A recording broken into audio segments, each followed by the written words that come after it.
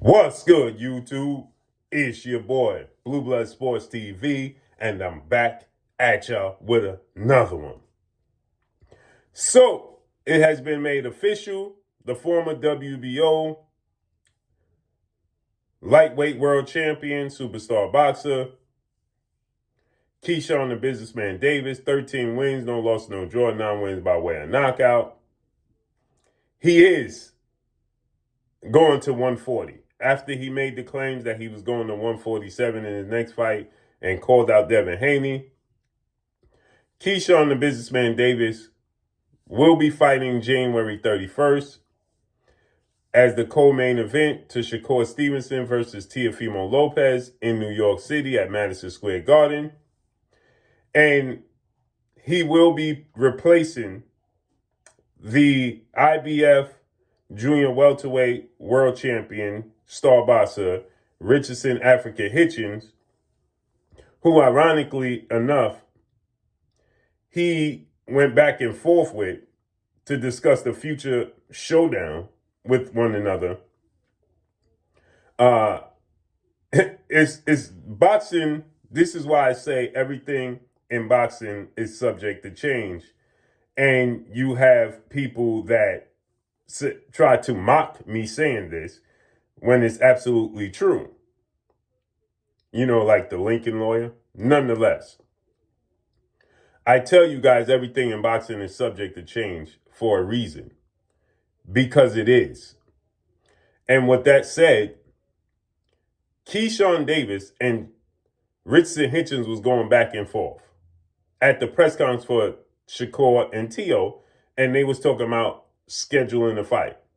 Then it came out that Richardson Africa Hitchins was going to defend his IBF title as the co-main event January 31st to Shakur and Teo against Jermaine Ortiz, who was 20 wins, 2 losses, 1 draw, 10 wins by way of knockout. 5'8" with a 70-inch arm reach. And now, Jermaine Ortiz shouts out to L-Dub Boxing, the boxing plug, always keeping me in the loop. He explained this to me, that Richardson Africa Hitchins absolutely did not duck Jermaine Ortiz because Jermaine Ortiz and Richardson Hitchins were supposed to fight against one another.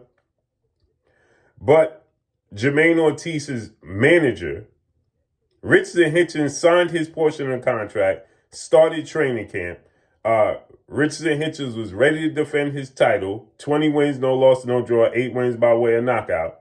5'10" with a 74-inch arm. He signed his portion of the contract. But Jermaine Ortiz's team wanted more money for a title fee because a title was on the line. So they wanted more money because the title was on the line. And they were met with a no.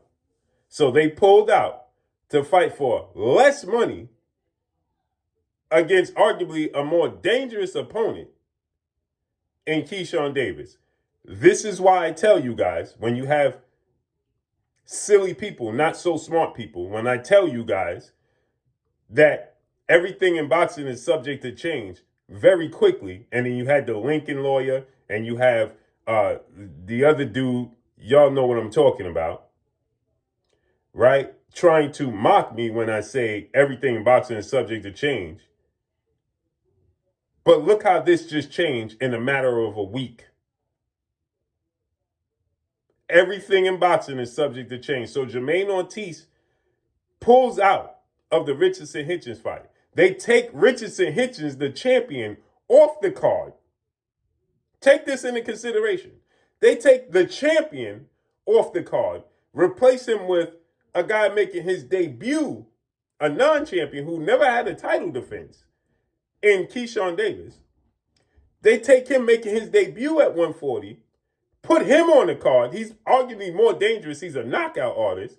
And Jermaine Ortiz takes less money to fight Keyshawn Davis. Make that make sense. So Jermaine Ortiz had an opportunity to fight for a world title.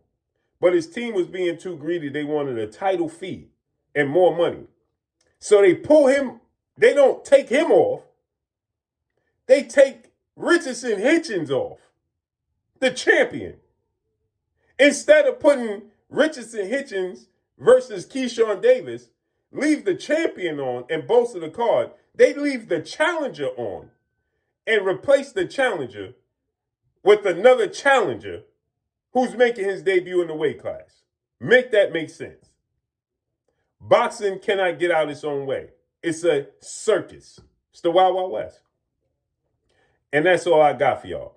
Again, I got Keyshawn Davis in this fight, and I think that he's going to struggle in the first half because of the length, the boxing ability of Jermaine Ortiz, and then he's going to catch up to Jermaine Ortiz and win this fight. But again, Keyshawn Davis said he was moving to 147 and called out Devin Haney. This just lets you know everything in boxing is subject to change, because I know people are going to say Keyshawn Davis was capping. And I'm going to make another video about that. Keyshawn Davis was capping. He ain't really want to fight Devin Haney. But the truth of the matter is, this just goes to show you that Keyshawn didn't even know what was going on. Everything in boxing is subject to change. And that's all I got for y'all. Follow me on Instagram at Blue Blood Sports TV, all one word. I'm gone. Peace.